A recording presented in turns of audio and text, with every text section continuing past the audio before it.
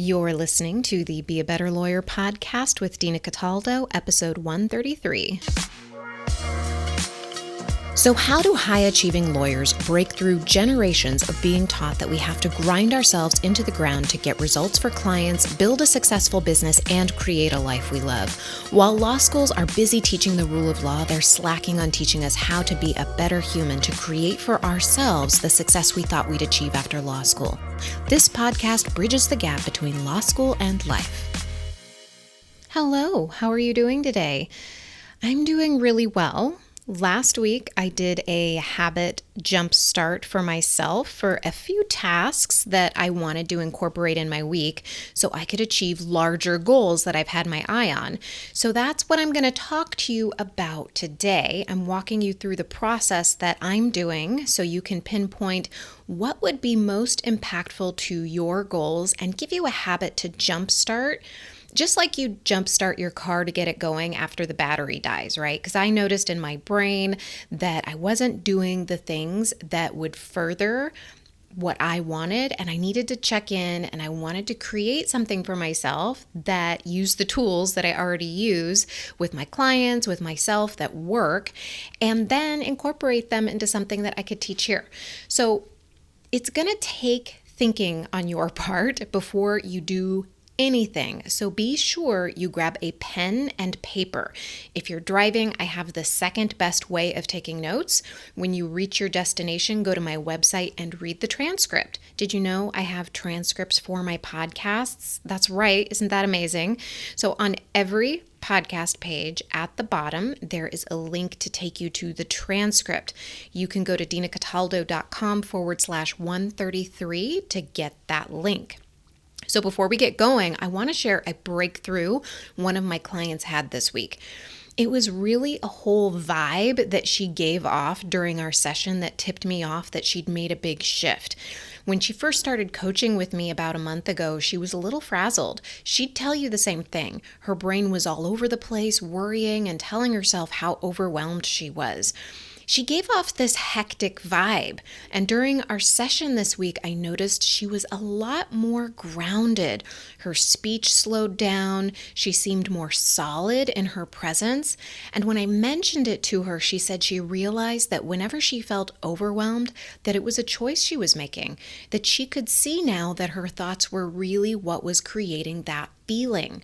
And now we can have this understanding logically, right? Like we can understand, if you've been listening to this podcast for a while, that our thoughts create our feelings.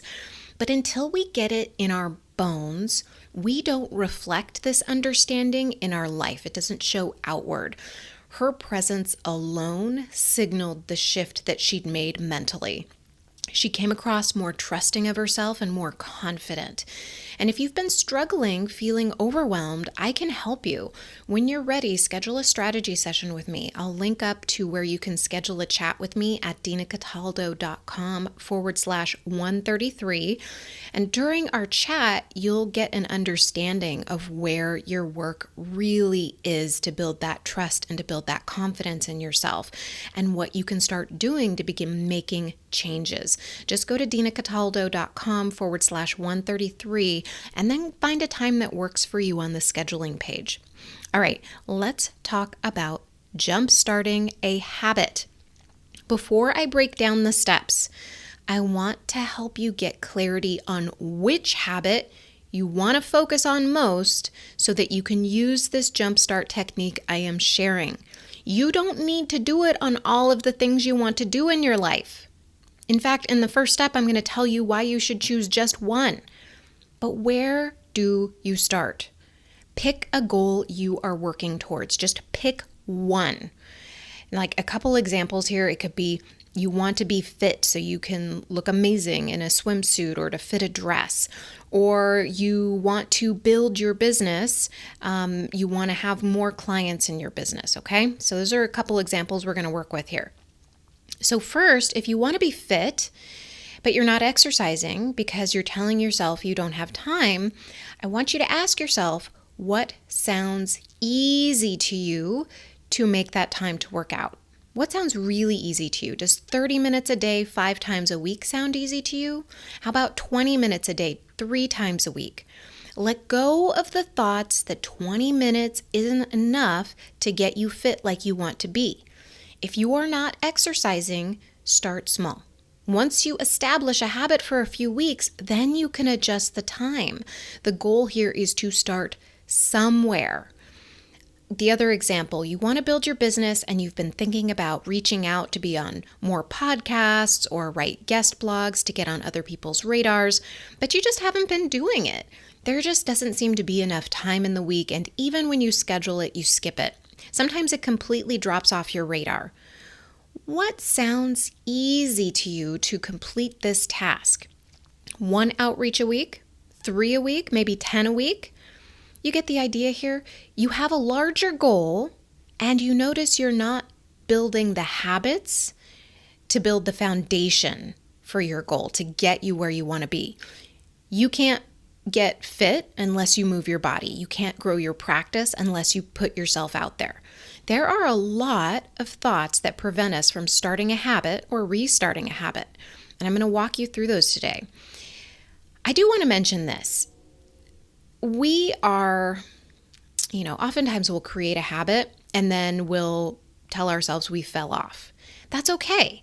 Things happen in life, right? Like the pandemic happened and suddenly I didn't have a yoga studio to go to and I had to realize, all right, I need to find a new way to incorporate exercise into my life. How do I do that? I had to really think through, okay, now there's this big change in my life. How do I make what I want to happen? Or suddenly you have your kids at home. Same thing. It's like, okay, well, I had to give up. Maybe you had to give something up, like working out regularly or doing the outreach you wanted to do for your business because suddenly you had a child at home that you needed to teach. So things will happen in life, okay?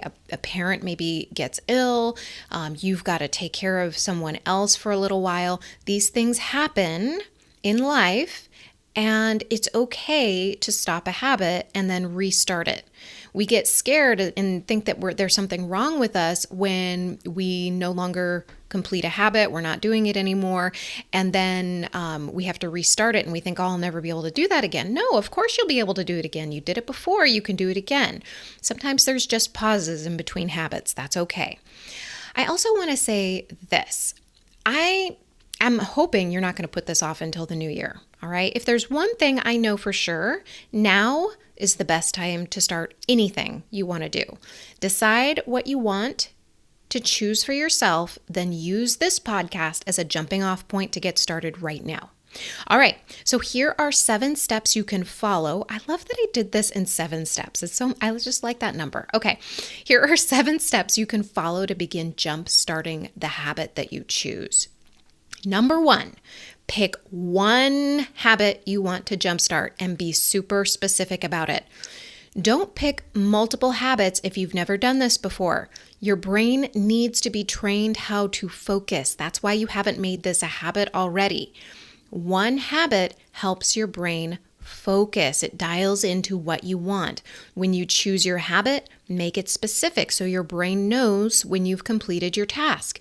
If you're working out, specify how many times a week and for how long. 5 times a week for 30 minutes each time. Say it like that, okay? 5 times a week for 30 minutes each time. Not 5 days a week and 15 minutes here or 30 minutes there. Okay, you see what I mean? Your brain's going to argue with you. Oh, when am I complete? Is it 15 minutes? How about 30 minutes? It's going to make it more difficult if you have that kind of a goal because it's confused about the goal. So if you are thinking that way, like 15 minutes here or 30 minutes there if you can get to it, and that 30 minutes is just too long some days, make your goal 15 minutes 5 times a week. Right? If you do that, and then you can always add a couple minutes if you feel like it, you've completed your 15-minute goal though. All right. And then your brain is like happy. It's like, yes, I did it, done. And I'm going to tell you on step number 7 why that is important, because we're going to trick our brain into doing something for us. If you have a goal like the outreach one I mentioned, make that specific too. Don't make the goal up to 10 outreaches a week. That's super vague. It's got to be something solid, like 10 outreaches a week. period. If you think that's too hard for you and that stresses you out, then dial it back to 5.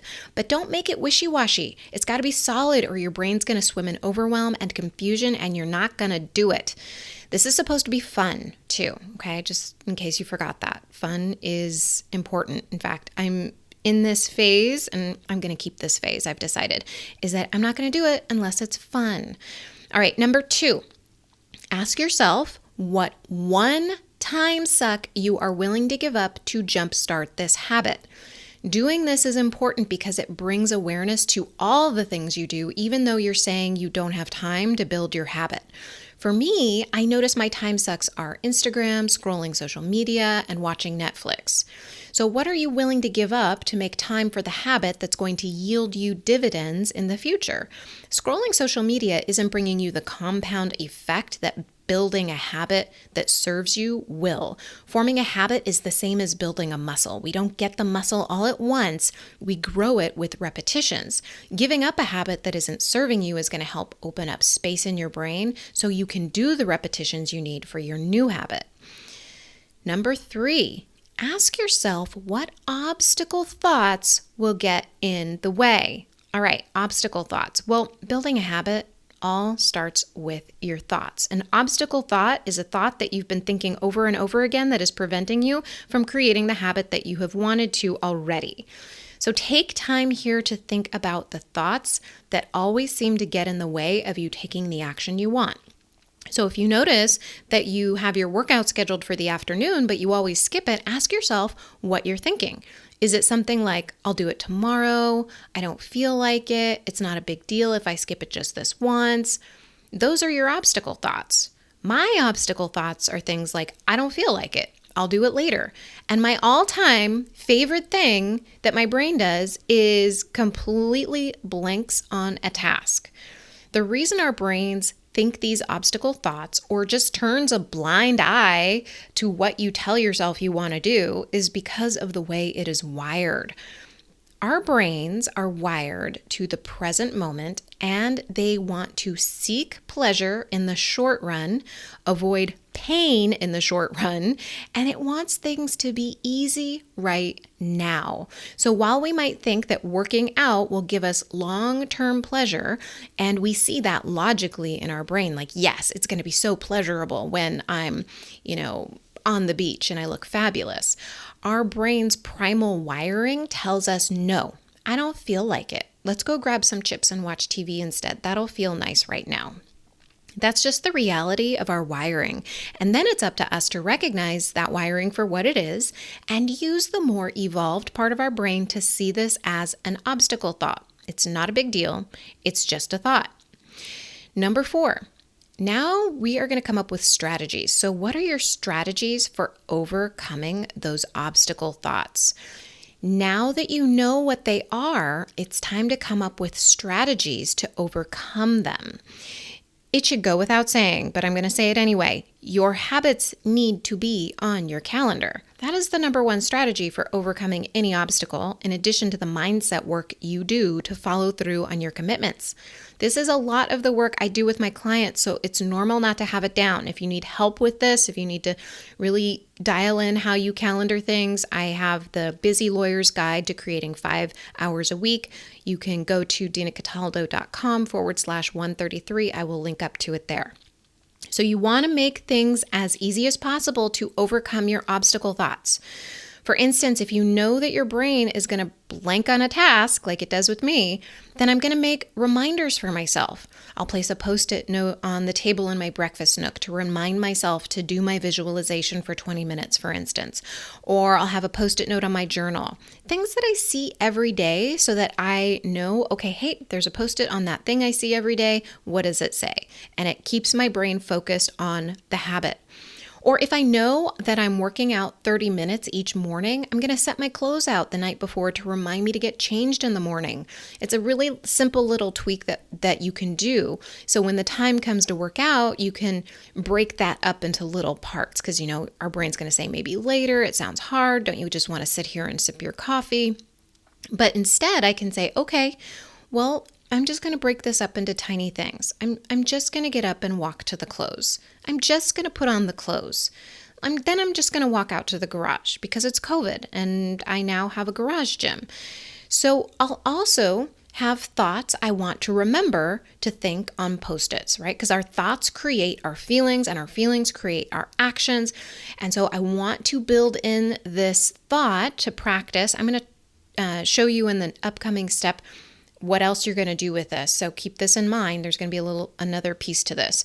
So I'll have the thoughts I want to remember to think on a Post-it maybe. I could, you don't have to 100% believe these thoughts yet. In fact, they may feel a little weird at first. It's a thing called cognitive dissonance in our brain.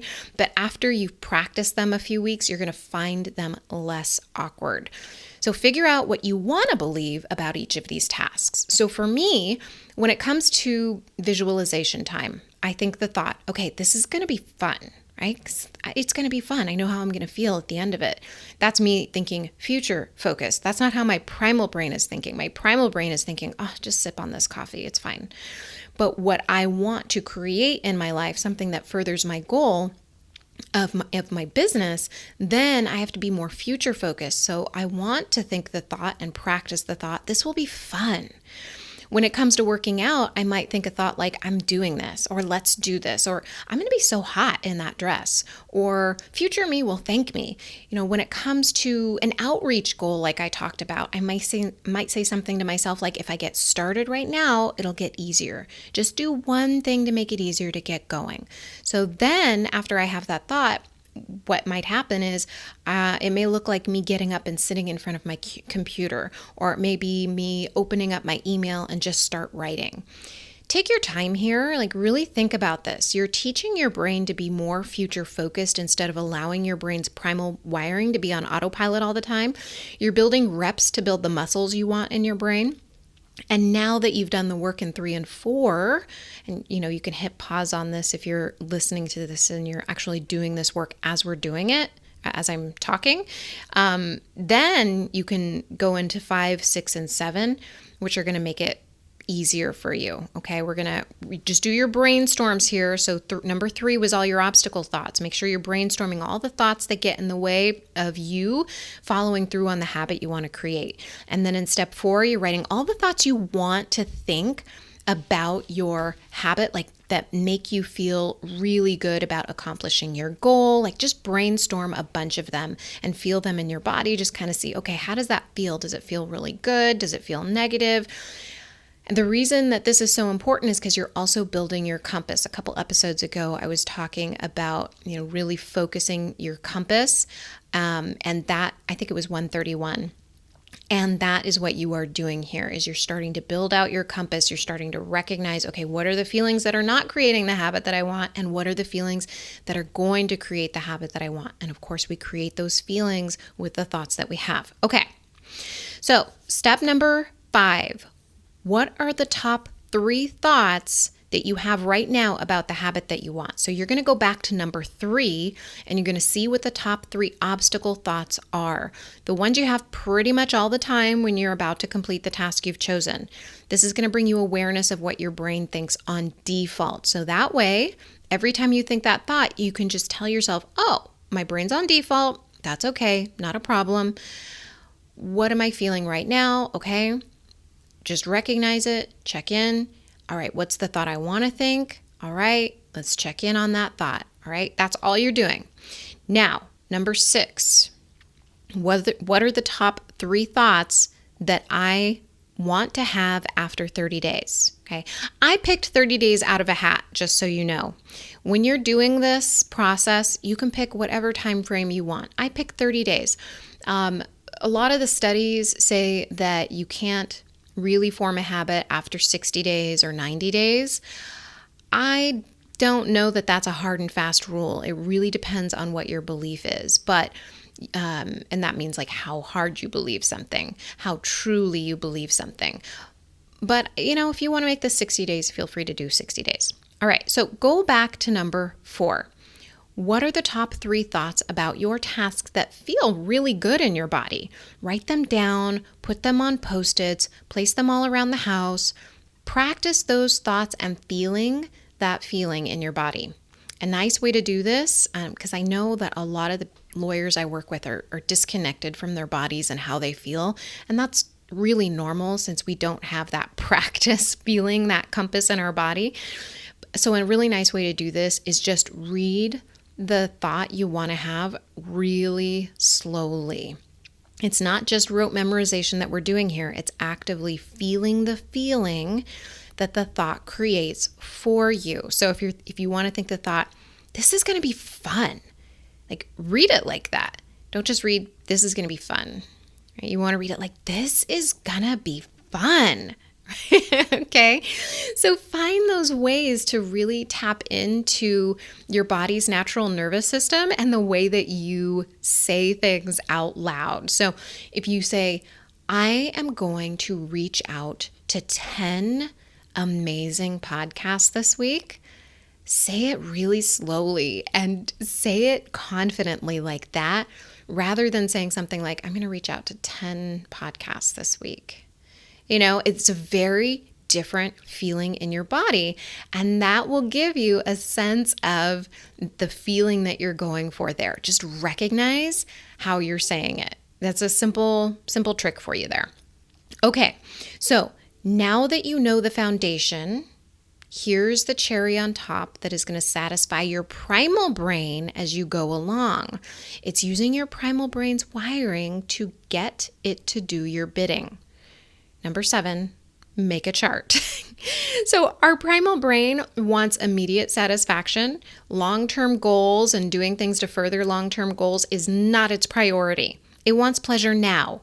So let's give that to it. Every time you follow through on your task to further your long-term goal, you're going to give yourself a gold star. I think it would actually be awesome to use gold stars for this now that I say it out loud, but here's how I do it.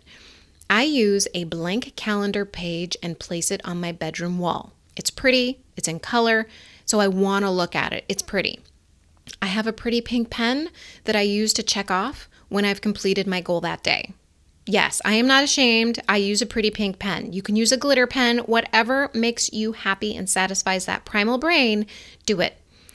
Your brain is going to feel incomplete if you're not checking off that you completed your habit that day.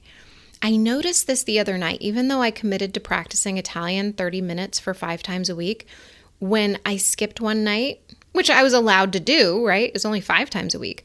My brain felt off, like I needed to have more check marks. So play with this concept. This is a fun concept if you let it work for you. As long as you're using it for good instead of getting into this hustle-like energy, use it. Once you notice that you get a feeling of striving or you start beating yourself up because you didn't follow through, then it's time to reevaluate if you need to keep doing this. Do some self-coaching work, question your thoughts, because remember, our thoughts are just thoughts, all right? We get to choose which ones we have. The goal of this practice is to be fun. Once it stops being fun, stop doing it. So I'd love to hear if you're using this tool, okay? I first talked about this concept on Instagram. So if you're not there with me, be sure to join me at Dina.Cataldo. I show up in the stories and posts pretty much daily, and I help you get your brain focused on what's most important to you and building your practice. I hope you have fun with this. I'm really enjoying it, and I am gonna, whenever I need to give myself that little boost of energy, just like I jumpstart a car, I'm gonna use this because I've noticed the difference in me and how I'm thinking about my goals, and I really enjoy the way that I feel about it. I hope you have a wonderful day, and I will talk to you next week. Bye.